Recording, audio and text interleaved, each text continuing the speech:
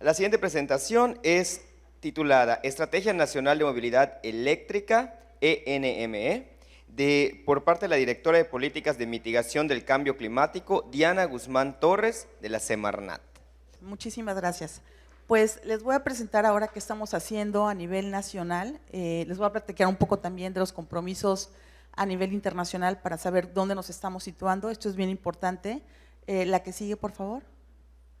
¿Qué estamos haciendo desde México? Tenemos el tema del Acuerdo de París. Todo surge en el 2015, cuando el Acuerdo de París, en el que las partes, por supuesto, que se comprometen a limitar este calentamiento global hasta el 2 grados centígrados y de preferencia los 1.5 grados centígrados. Empezó a surgir el tema de electromovilidad en las COP. La primera fue en el 2015, cuando se lanzó la declaración y llamado a la acción de París sobre la movilidad eléctrica y cambio climático. Como se darán cuenta, esto ya tiene unos bastantes años. Después, en la COP24 en Katowice, Polonia, México firma una declaración, que es la declaración de Driving Change Together. En esta, pues lo que México se compromete es a tener un transporte sostenible. Todavía no hablábamos como tal de electromovilidad, pero a partir de 2017 en México, desde la Semarnat, empezamos a trabajar en el documento de la Estrategia Nacional de Movilidad Eléctrica. Y después, en la última COP, la del año pasado, en Glasgow, México se suscribe a la declaración para la promoción de vehículos eléctricos.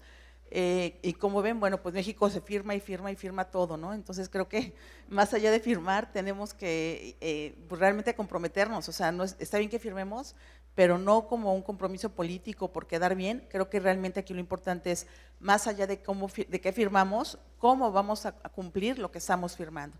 La que sigue, por favor. Y bueno, en cuanto a nuestra legislación mexicana, ¿qué tenemos? Tenemos los acuerdos en torno los compromisos de México, los compromisos climáticos en torno al Acuerdo de París, mejor conocido como NDC. Para los que no saben, nuestra última actualización de la NDC del 2020 está demandada por Greenpeace. Entonces, pues actualmente solamente nos referimos a los compromisos de la NDC del 2015, que siguen siendo los mismos, no cambiaron para el 2020.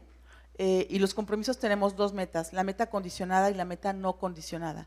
La meta no condicionada, pues así que tiene compromisos, es reducir el 22% de gases de efecto invernadero al 2030 y el 51% de carbono negro al 2030. Son básicamente nuestros dos compromisos. Importante comentar que México es de los pocos países que tienen un compromiso para carbono negro. Si ustedes revisan las NDCs de los demás países, muy pocos tienen un compromiso para carbono negro. Y tenemos una meta que es condicionada de reducir hasta 36% de gases de efecto invernadero y hasta 70% de carbono negro. Y si me escucharon bien, dije hasta. Y se llama meta condicionada porque esta meta, o sea, que lleguemos a este 36 y a este 70%, depende de que tengamos transferencia tecnológica, apoyo de países mucho más desarrollados, desarrollo de capacidades. Entonces por eso es que hablamos de hasta.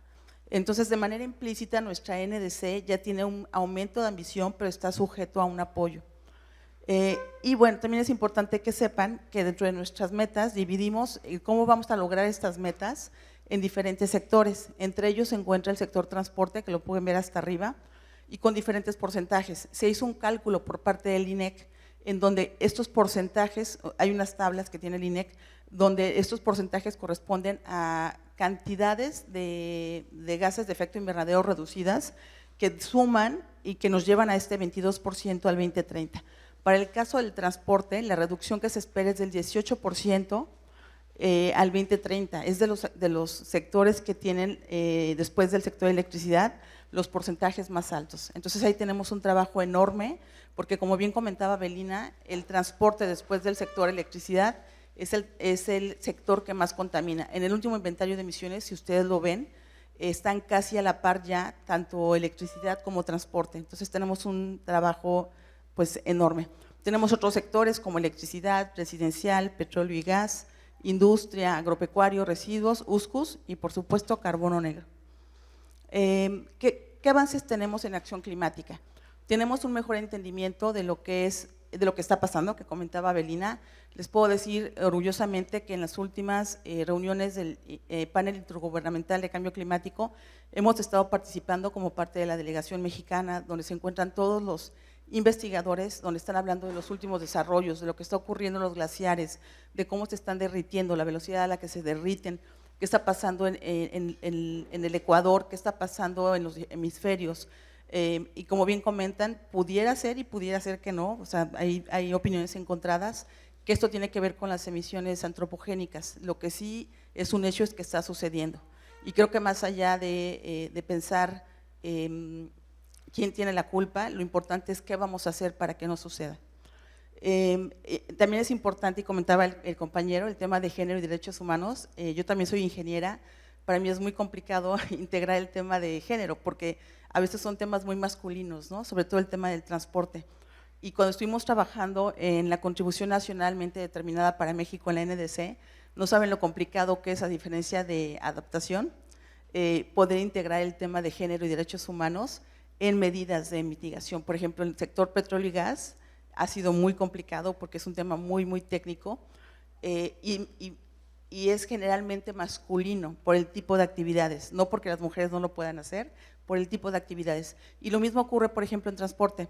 Pero en transporte, bueno, ahora tenemos más mujeres choferes, tenemos el ejemplo de, voy a decir la marca, pero no es anuncio, de Sacua en Puebla. Ellos tienen una planta, no sé si han visto los vehículos de Sacua, son preciosos, son como carritos de, pues sí, como de juguete, chiquititos, muy lindos, eléctricos, 100% eléctricos, y estos son ensamblados por mujeres. Tienen su planta en Puebla y todo el ensamblado es casi artesanal, lo hacen mujeres. Entonces sí tenemos más mujeres participando en los sectores, aunque son temas un poco más complicados que otros, como por ejemplo el sector agricultura o el sector de uso de suelo, porque por las propias actividades tienen más que ver con nuestros roles como hombres y como mujeres. En cuanto a, bueno, es importante que hagamos estas sinergias entre mitigación y adaptación. Generalmente se veían como temas separados, hay muchas sinergias entre ambos componentes. Y desde lo que hacemos, nuestro quehacer en México, tenemos en la Ley General de Cambio Climático, ya vienen establecidas nuestras leyes. En la última reforma que se hizo en el año 2018, en el segundo transitorio ya aparecen estos porcentajes. Y en el PEC 2021-2024, el Programa Especial de Cambio Climático, que es el programa de la Federación, de la APF, de la Administración Pública Federal, y nuestro quehacer en términos de cambio climático. La que sigue, por favor. En la movilidad en México, ¿qué tenemos? Les voy a dar solamente 4 ejemplos. En México se estima que diariamente se mueven 103 millones de personas en el país, ya sea transporte público o en privado. Es muchísima la gente que se mueve. Como bien comentaba también Carlos, la mayor parte de la población se encuentra en las ciudades o en zonas semiurbanas. Vehículos, datos del INEGI muestran que México tiene aproximadamente 50.3 millones de vehículos de motor en circulación. No necesariamente son vehículos nuevos, algunos son vehículos, dependiendo de los estados, con tecnologías muy obsoletas de combustibles fósiles. En cuanto a la producción, México es el 6º país a nivel mundial con mayor producción de automóviles. Esto es bien importante. ¿Y a dónde se van estos automóviles? Porque no se quedan en México. La mayoría de ellos se están yendo a Estados Unidos, Canadá y Alemania. Lo más triste es que los vehículos que nosotros ensamblamos y hacemos en México para Estados Unidos, Canadá y Alemania tienen mejores tecnologías que los que se quedan en México. Y eso es porque nuestra regulación mexicana, tristemente, es mucho más laxa para nuestro propio país que para países a donde se llevan los vehículos. La que sigue, por favor. Y bueno, tenemos también ejemplos de lo que está pasando en México. Orgullosamente les puedo decir que en México, a pesar de que nos hemos tardado en publicar la ENME es el nombre cortito de Estrategia Nacional de Movilidad Eléctrica, han estado sucediendo cosas, o sea, esto no se detiene y creo que viene muy fuerte el tema de movilidad eléctrica. En Ciudad de México, bueno, como bien saben, se tenían ya los trolebuses eléctricos, no sé si han viajado recientemente a la ciudad, pero los 200 trolebuses eran súper obsoletos, ya no había refacciones, casi que tenían que hacer las hechizas los pobres mecánicos que arreglaban los trolebuses porque ya no había manera, eran súper viejos. Se cambiaron los 200 trolebuses, se arrendaron 10 buses eléctricos, ya se está echando en operación la línea 3 de Metrobús. También se tienen 900 bicis eléctricas compartidas, hay un proyecto de 400 taxis eléctricos y 1,500 motos eléctricas compartidas. En el caso de Monterrey, que nos puede comentar muy bien Carlos, se tiene la propuesta de 3 corredores eléctricos con 110 autobuses de 12 metros que va a conectar con la línea 3 de Metrorrey y un proyecto de norma de buses eléctricos, que debe ser una norma local. En Hidalgo se tiene la producción y venta de 3 autos eléctricos y 2 camiones eléctricos en operación por Jack, y también están trabajando en temas de regulación. En el caso de Jalisco, ellos ya compraron y están operando 38 buses eléctricos de 8.5 metros. También están desarrollando otros proyectos para echar a andar más líneas eléctricas, y también están trabajando con transporte eléctrico, pero más pequeño, son vagonetas, 50 a 80 vagonetas y camiones eléctricos. En el Estado de México también están trabajando y están piloteando camiones de reparto, que son los llamados de última milla, y en Puebla también se está haciendo un plan de despliegue de electrolineras, es decir, estaciones de recarga en los principales corredores para poder empezar a conectar y detonar la movilidad eléctrica.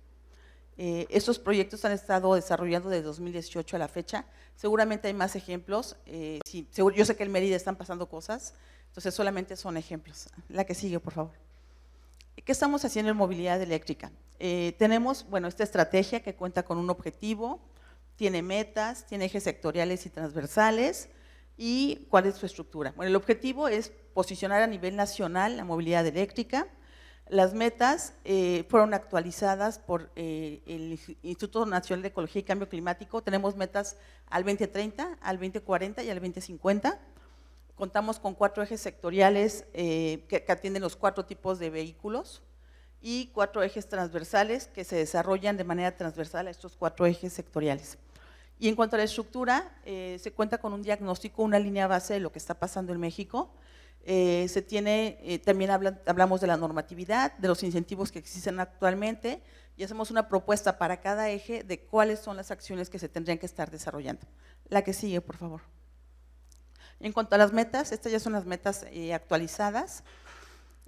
Al 2030 estamos hablando de una mitigación acumulada de al 2030 entre 5 y 7 millones de toneladas de CO2 equivalente. Como se dan cuenta, es poco, pero estamos empezando. Esperamos que esto pueda multiplicarse conforme el precio de las baterías vaya bajando.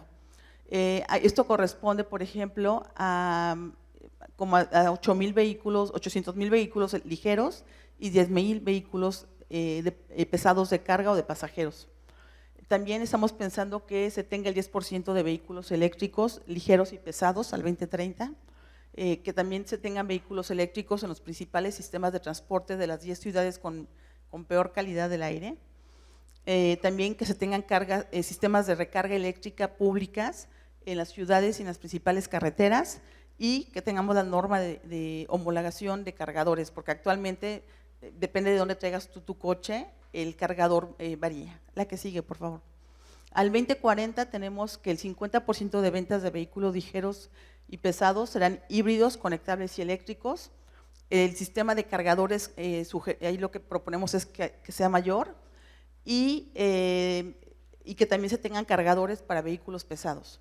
Y al 2050 se está esperando que el 100% de las ventas de vehículos ligeros y pesados sean 100% eléctricos, que se tengan estaciones de recarga cada 2 kilómetros en las principales ciudades, y que el sistema eléctrico para vehículos de carga en las carreteras estratégicas del país pues ya se tenga homologado. Aquí nada más quiero hacer la aclaración que hablamos de venta de vehículos eléctricos, no hablamos que el parque vehicular, es decir, que todos los vehículos que están circulando se van a quitar y que todos van a ser eléctricos. Hablamos que todo lo que se vende al 2050 solamente es eléctrico. Es una gran diferencia, porque luego se confunden y me dicen, oye Diana, entonces al 2050 ya no va a haber vehículos de combustión interna. No, yo no dije eso, yo hablé de las ventas.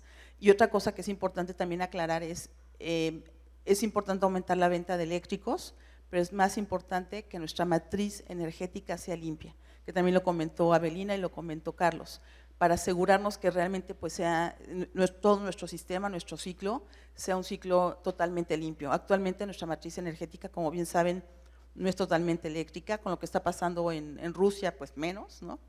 Tenemos una crisis, pero es importante que conforme pase el tiempo, nuestros vehículos eléctricos se abastezcan abastezcan de energía eléctrica limpia. Y lo otro que es bien importante es que contemos con un programa de chatarrización, es decir, que los vehículos por los que se cambien a vehículos eléctricos se destruyan, porque si no, de otra manera vamos a tener muchísimos vehículos en circulación, eléctricos y no eléctricos, y si de por sí ya hay ciudades con muchísimo congestionamiento, pues esto se va a poner peor. La que sigue, por favor. Esta es una lámina, así como para que la vean rápidamente, de cómo está conformado el grupo de trabajo de la ENME. Actualmente somos, yo creo que ya como 500, 600 personas en este grupo de trabajo. Estas son las principales marcas, no le he actualizado, hay muchos más que se han sumado en las últimas fechas. Tenemos agencias y organismos internacionales, tenemos asociaciones, tenemos academia, ONGs, empresas, banca de desarrollo, y tenemos al gobierno federal y gobiernos subnacionales. Esto está creciendo de manera impresionante y bueno, ahorita les voy a dar el ejemplo. Mérida se sumó de manera importante. La que sigue, por favor.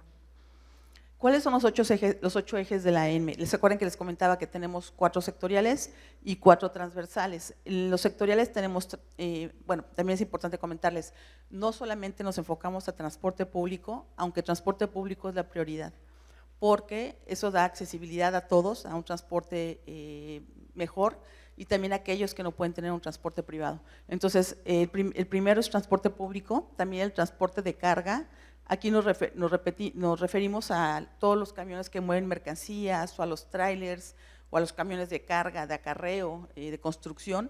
Todos estos también tienen que ser eléctricos. Les puedo decir que actualmente tenemos ya entre 1,000 y 1,500 vehículos de carga que están circulando en el país. Empresas como DHL, como Bimbo, tienen sus camioncitos chiquitos eléctricos que ellos mismos construyen en sus patios, que son un claro ejemplo de lo que son los vehículos de reparto de última milla, y que en ciudades muy contaminadas o en ciudades donde las calles son muy pequeñitas, si tienes al camión te para todo el tráfico, un camión inmenso, ¿no? Entonces, con estos camiones pequeñitos puedes hacer reparto de materiales en las últimas millas, en los últimos kilómetros dentro de las ciudades sin que entorpezcas el tráfico. Entonces, también por eso son muy importantes y tampoco concentras contaminantes en las ciudades. También tenemos un eje para vehículos ligeros y motocicletas, y un último que tiene que ver con movilidad alternativa. ¿Ya qué me refiero con movilidad alternativa? No es movilidad para la gente que están pensando. Hablamos de movilidad en patinetas, en patines del diablo, en bicis. Estaban los taxis eléctricos, bueno, los taxis con bicicletas, pudieran ser taxis con motos, que hay en algunos lugares, pero con motos eléctricas, o bicitaxis, pero con bicicletas eléctricas. O hay unos que son le dan a la bicicleta, y a lo mejor en zonas o en pedacitos que son ya muy pesados pueden traer el motorcito eléctrico. Entonces a eso nos referimos con movilidad alternativa. Y en muchas ciudades, por ejemplo, ¿se acuerdan de estos cochecitos como Volkswagen, las pulmonías? Ya están pensando hacer pulmonías eléctricas, lo cual yo agradezco, porque si se han subido una pulmonía bajas casi muerto porque contaminan un montón. O sea, si está circulando, así que inhalas todo el monóxido de carbono. Entonces, están pensando hacer pulmonías eléctricas, sería maravilloso. ¿Y cuáles son los ejes transversales? Pues es infraestructura, es decir, todas las estaciones de recarga para estos vehículos, la coordinación interinstitucional, el impulso a la investigación y desarrollo de capital humano. Ojo, eso es bien importante, la academia tiene que empezar a hacer carreras con enfoque en movilidad eléctrica, tiene que empezar a hacer más estudios enfocados a movilidad eléctrica. Tenemos un tema importante, el tema de las energías alternativas o energías limpias ha sido todo un tema. El tema con la intermitencia es que cuando hay viento o cuando hay sol están generando electricidad, pero cuando deja de haber sol o viento ya no generan electricidad. Pero lo otro que se puede tener son lugares donde se pueda almacenar la energía. Y hasta el momento en México no se ha hecho. Les puedo decir que me tocó viajar a China en finales de 2017, y ellos todas las baterías que sacan de los vehículos eléctricos, porque solamente pueden permanecer en un vehículo eléctrico, mientras ellas puedan mantener hasta el 80% de la carga, después de eso se tienen que quitar, pero siguen siendo útiles, y en lugar de mandarlas a disposición final se les da una segunda vida útil y se usan como equipos de almacenamiento de fuentes renovables. Creo que en México tenemos que mover la investigación hacia ese tipo de cosas y aprovechar estos ejemplos internacionales, creo que valdría muchísimo la pena. y también pues empezar a generar más investigación, más desarrollo en este tema. Y en cuanto a comunicación y difusión, también es un tema importante para que la gente esté enterada pues, de todo lo que sucede. Comentarles que en el documento cada eje cuenta con líneas de acción y con indicadores de seguimiento para asegurarnos que vamos avanzando. O sea, que no sea solamente un documento que se publica ya, sino que es un documento vivo que se puede estar modificando el plan de implementación y que vamos a estar dándole seguimiento cercano a la implementación. La que sigue, por favor. Bueno, los 5 grupos de trabajo técnicos especializados son, tenemos uno para regulación, normas y estándares, otro para investigación, tecnologías, infraestructura y energía, un tercero con incentivos, modelos de negocio y financiamiento, uno cuarto con proyectos demostrativos, comunicación y difusión, y uno quinto que tiene que ver con la Alianza de Ciudades por la Movilidad Eléctrica. La que sigue, por favor. Bueno, aquí nosotros trabajamos con los líderes de los grupos de trabajo. Nosotros desarrollamos hace unos años un plan de implementación. Lo que hicimos fue proporcionar a los líderes de cada uno de los grupos el plan de implementación para que ellos puedan empezar a formular su plan de trabajo para los primeros 2 años y echar a andar los 5 grupos de trabajo. La que sigue, por favor. Este es importante comentarlas porque ustedes quieren echar a andar una alianza, entonces yo creo que les va a servir de ejemplo. Esta Alianza de Ciudades por la Movilidad Eléctrica, ahí tenemos representantes de estados y de municipios, a veces tenemos representantes de la Secretaría de Movilidad, de la Secretaría de Medio Ambiente o de los municipios o de las alcaldías. Y se pueden adherir al compromiso de la Alianza de Ciudades por la Movilidad Eléctrica. Básicamente queremos que sea una red de apoyo donde puedan intercambiar experiencias y replicarlas. A lo mejor a mi vecino del estado de al lado o del municipio de al lado está haciendo algo que a mí no se me ocurrió y que yo puedo replicar. Entonces es importante que platiquen entre los diferentes actores. También les puedo decir que contamos con una carta de adhesión, desarrollamos una carta de compromisos, una especie de pledge, como se hace en los documentos internacionales, donde decimos a qué se compromete esta alianza. Las partes interesadas pueden llenar un formato, que les mandamos un ejemplo de formato a los 32 estados de la República Mexicana para poderse adherir a esta alianza de ciudades. También se les envió una invitación y vamos a tener, bueno, lo otro que decimos es que a lo mejor hay estados que ahorita no se quieren adherir, si no se adhieren tampoco pasa nada, pueden estar yendo a los talleres, pueden estarse enterando de qué está pasando. Lo importante es no excluir a nadie y que todo el mundo escuche lo que estamos haciendo.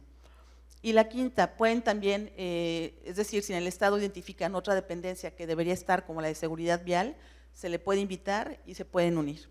La que sigue, por favor. Y bueno, este es un ejemplo de las cartas. Estas 2 primeras es nuestra carta, nuestros compromisos a las ciudades que se adhieren, y la última es el ejemplo de la carta de adhesión. Les puedo decir que llevamos como 15 estados de los 32 que ya nos enviaron, por ejemplo, los secretarios de Medio Ambiente, sus cartas donde se están adhiriendo a la alianza, y lo que esperamos es que en la COP27 en Egipto podamos hacer anuncio de nuestro pledge, de cuál fue el compromiso y cuáles son los estados que se han adherido a la alianza. Me parece que sería un anuncio importante desde México, porque entonces ya no es solamente bla, bla, bla, ¿no? Es sí nos adherimos, pero estamos haciendo esto para cumplir con nuestros compromisos. La que sigue, por favor. Ya casi termino, ya casi termino. Porque son importantes los vínculos con otros proyectos y alianzas. Nos hemos dado cuenta que en el país tenemos GIZ, tenemos WRI, tenemos muchos actores internacionales que nos están apoyando. Sin embargo, sucede que a veces dentro de las mismas organizaciones no se hablan, ni tampoco nosotros con ustedes, ni con los académicos, o sea, nos falta mucha comunicación y de repente pareciera que se están duplicando tareas. Entonces, lo importante de este trabajo que estamos haciendo con la ENME es que queremos estar enterados de qué sucede en el país y que si alguien va a apoyar algo sea de manera complementaria y que no se estén repitiendo los estudios. Hemos encontrado que hay estudios de factibilidad para un proyecto hasta 3 veces, me parece que es un desperdicio y que en lugar de hacer eso podría ser a lo mejor hacer un estudio de factibilidad para otra línea, ¿no? O para otro tipo de transporte. Entonces buscamos vincularnos con proyectos existentes y con otras alianzas y que haya esta coordinación interinstitucional, pero también intrainstitucional con la administración pública federal, con el sector privado, pero también con el sector académico y con el sector, con las organizaciones de la sociedad civil. La que sigue, por favor. Y bueno, esto nada más es un anuncio. Los grupos de trabajo están liderados por 2 personas o 3, Y aquí, ¿quiénes son estas dos personas? Uno es del sector privado y otro es del sector público. Lo que queremos es que nuestros grupos tengan la visión de ambos y que nadie jale agua nada más para su molino, ¿no? Sino que es algo mucho más equilibrado. Yo entro a todas las reuniones, yo coordino el trabajo y coordino el grupo completo, es decir, toda la gente que entra al grupo, a la Estrategia Nacional. Estoy también coordinando la publicación de la estrategia y platico directamente con los líderes y ellos están coordinando los grupos de trabajo.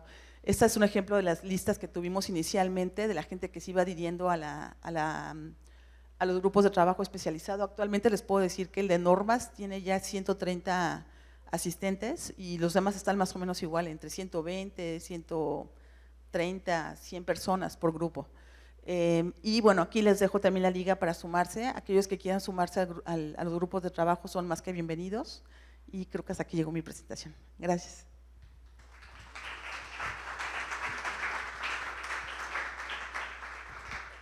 Muchísimas gracias. Vamos a pasar ahora a un par de preguntas. ¿Alguien tiene alguna? Muchas gracias. Sobre el tema de los kits de conversión, ¿hay alguna… sé que en otros países hay mucho más oferta de este tipo de kits. Y la segunda es, para conocer los documentos que se generan a través de su trabajo, ¿en dónde los podemos consultar? Gracias.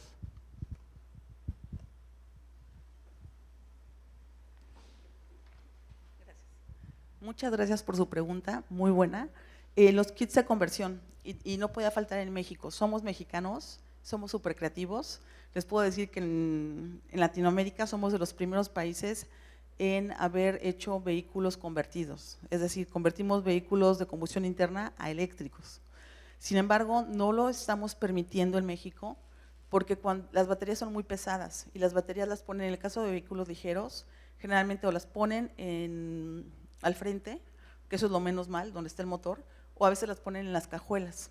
Entonces, cuando ponen las baterías en otro lugar, cambian el centro de gravedad del vehículo. Estos vehículos carecen de pruebas de destructibilidad. Un vehículo cuando es nuevo, generalmente les hacen pruebas de destructibilidad, los corren, los chocan y saben cuando chocan qué parte del coche se destruye, cómo van a sacar a la gente del vehículo, si te matas o no te matas, ¿no? Por lo menos, más o menos lo tienen mapeado. Los vehículos convertidos carecen de cualquier tipo de prueba. Entonces no los permitimos en México porque no sabemos exactamente qué va a pasar en un choque. A diferencia, a lo mejor si es un vehículo eléctrico ya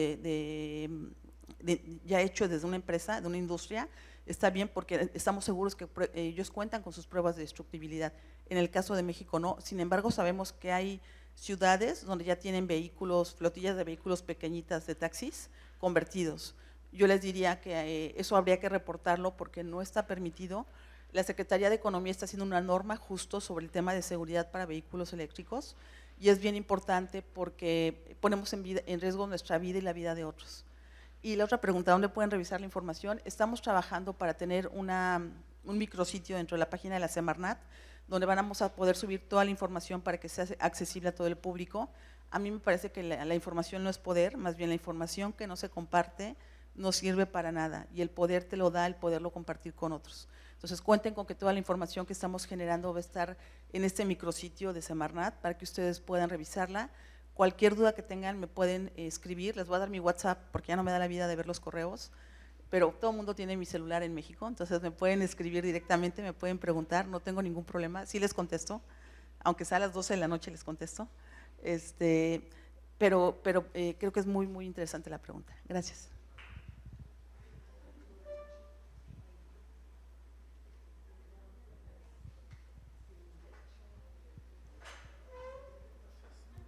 Hola, ¿qué tal? Buenos días. Soy Manuel Oría de la Universidad Tecnológica Metropolitana y pues yo tengo dos preguntas. La primera es que nosotros hemos estado desarrollando proyectos de movilidad con nuestros alumnos porque pues tenemos dos características. O los tenemos en la periferia de la universidad o son externos a la universidad o en otros municipios.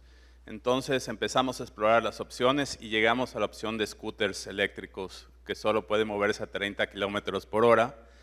Pero nos topamos con un vacío completamente legal y de normativa. Incluso a un scooter, si yo le pongo un motor de 2000 watts, ya llego a 60 kilómetros.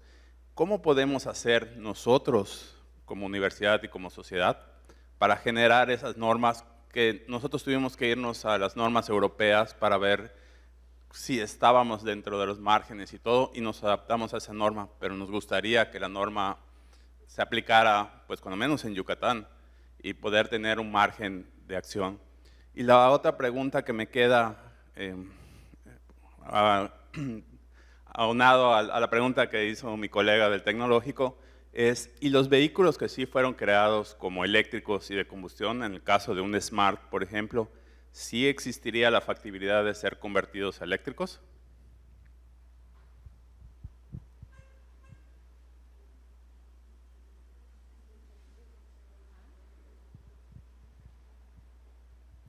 Muchas gracias. En cuanto al tema de normatividad, les voy a contar que en vidas pasadas yo estuve en Ciudad de México. Y como bien saben, Ciudad de México es pionera en muchísimos temas. Uno de ellos es en normas, ¿no? Generalmente ellos sacan normas, inclusive antes de que las saque la federación. En el caso de Mérida, podrían hacer una norma local para scooters que aplique solamente para Mérida. Entonces, si ustedes, lo que yo sugiero es que se acerquen a la Secretaría de Medio Ambiente y que propongan la creación de la norma, y entonces se hace un grupo, se forma el grupo de trabajo, se parte de un borrador de norma y con eso pueden trabajarla y generar una norma a nivel local. En cuanto a convertir vehículos, aunque sean eléctricos, ahí nada más hay que tener cuidado con el tema del peso de las baterías, porque si es eléctrico y la batería pesa más o se pone en un lugar donde no iba, es lo que cambia el centro de gravedad. Entonces lo importante es que sea algo muy similar a lo que ya tenía el vehículo, y de no ser así yo sugeriría que mejor no, o que se use para recorridos pequeñitos, ¿no? Pero que no se saque a vialidades o para mover gente donde pudiera haber alguna colisión o un choque.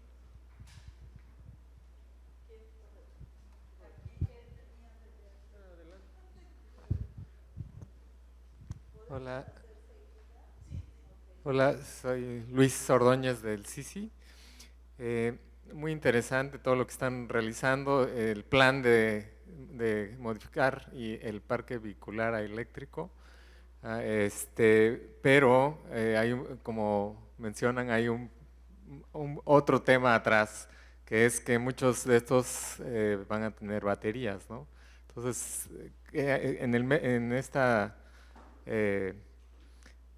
institución del medio ambiente, ¿no? ¿Qué están pensando para todo el sector de bacterias, ¿no? ¿Cómo se van a producir, cómo se van a reciclar, etcétera? ¿Cómo va a ser todo eso, el proceso de las baterías? Y justamente para aplicaciones pequeñas, donde el peso tal vez no sea tan importante, puede haber baterías, ¿no? Pero ya para transporte de carga de tractocamiones, pues no puedes llevar medio tractocamión lleno de baterías, pero sí puede ser un tractocamión eléctrico con otros sistemas como los sistemas de hidrógeno. ¿Qué han pensado al respecto?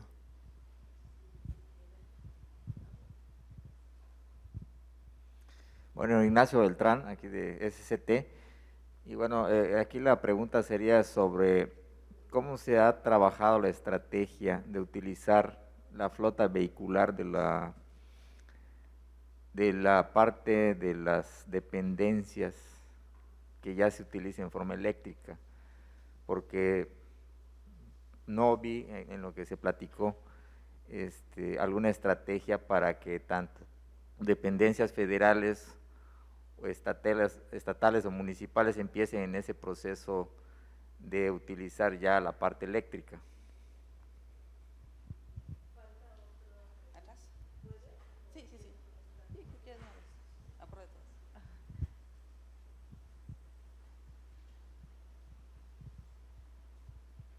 Buenos días, Antonio Herrera, también del CICI. Mi pregunta más que nada enfocada dentro de los ejes que comentaba, la parte de interinstitucionalidad, porque comenta que ha habido input a este documento por parte de diferentes sectores. Entonces, ¿cuál ha sido la comunicación que ha tenido con el sistema energético en México? Porque obviamente esta energía en las baterías proviene de algún lado. Entonces, ¿cuál ha sido la comunicación, sobre todo con Comisión y con CENER? Gracias.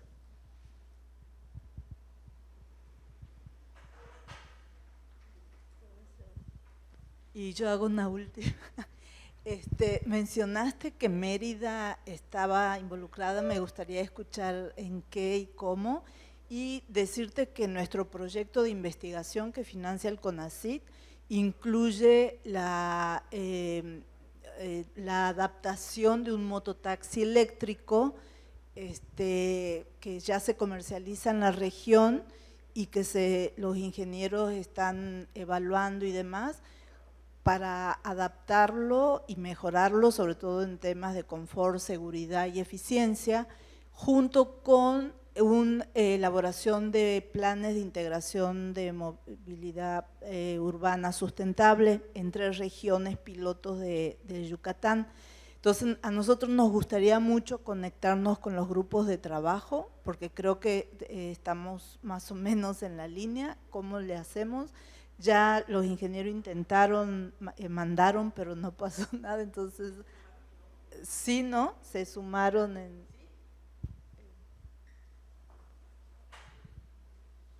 Perdón, le iba a hacer la pregunta al terminar para no abrumarla. Contactamos a Gustavo Jiménez y él nos hizo el favor de mandarnos la liga. Yo personalmente hice el registro. El 24 de agosto estaba checando mis registros, pero ya no supe más, o sea, ya no tuve respuesta. Sí, llené el formato de Google, el que mencionaba, sí, ya lo llenamos. Gustavo nos hizo el favor de darnos toda la información relativa. Y bueno, terminado, te dejo mis datos nada más para poder estar en contacto. Gracias.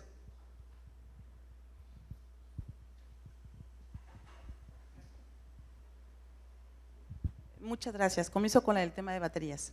Estamos trabajando con Secretaría de Economía. Una de las primeras normas que vamos a sacar es la de segunda vida útil de las baterías y disposición final. Y justo porque creemos de lo más importante, y es en conjunto, porque ellos van a trabajar el tema de cómo se van a usar estos componentes al final de la batería útil, cuál va a ser la disposición en conjunto con Semarnat, y la segunda vida útil, lo que les comentaba, que se pueden usar como bancos de energía para almacenar energía limpia. Entonces, eso ya lo queremos dejar por norma para asegurarnos que no se vayan a disposición final sin que pasen por esta segunda vida útil.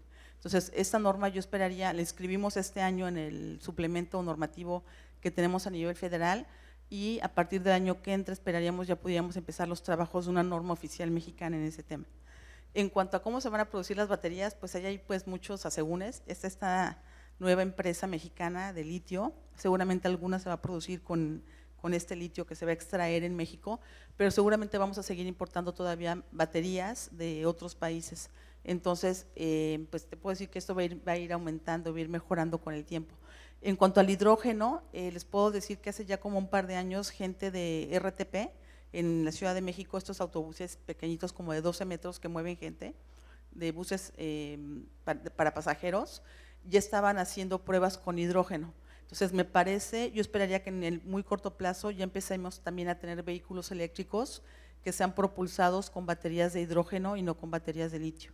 Entonces, también estamos avanzando en ese tema. Creo que también es importante que se siga avanzando en el tema de la investigación en cuanto a baterías de litio, combinación con otras sustancias. Algunas son muy explosivas, otras no tanto, ¿no? Y seguramente también con el tema de hidrógeno. Yo creo que el tema de hidrógeno se va a venir bien fuerte y ese es un tema que hay que trabajar desde la academia y también desde pues, el sector privado. La otra pregunta era… Ah, cierto. Uh-huh.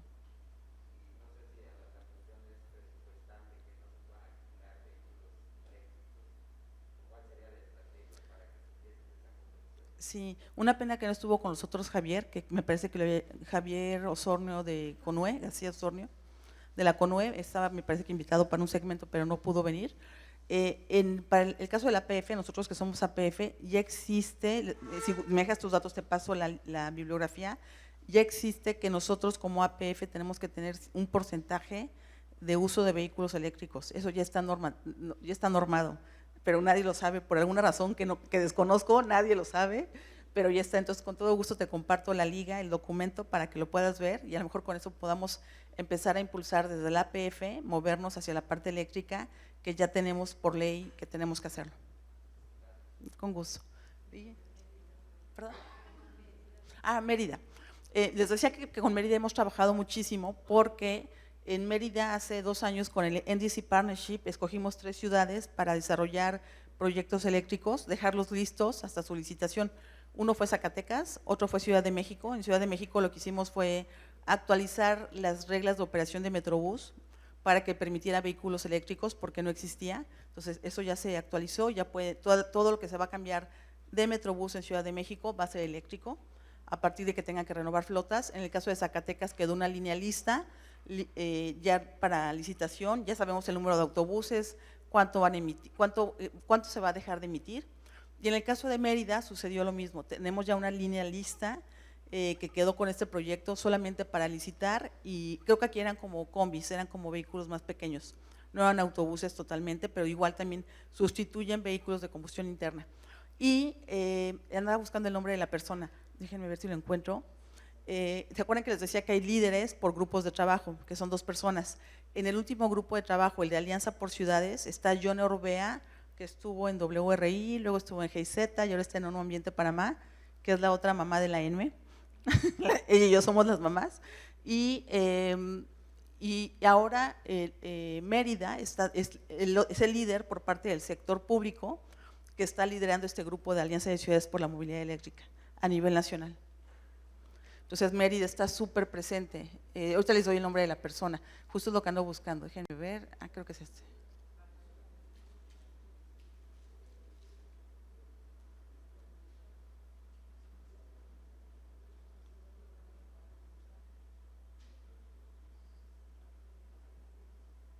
Sí, es Daniela Flores Ramírez del Instituto de Movilidad y Desarrollo Urbano Territorial de Yucatán y ella es la secretaria técnica, ella es la otra líder. Entonces por eso les decía que están súper presentes porque me parece que liderar este grupo no es cualquier cosa, ¿no?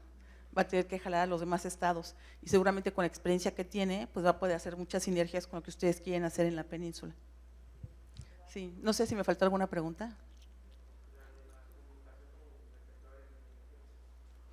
Cierto. Ahí comentarles, ¿se acuerdan que en la presentación que les dije que no estaba completa, donde estaban todos los logos? En el centro está la APF, tanto CENER como SICT, que ahora son SICT, forman parte del grupo de trabajo desde el inicio.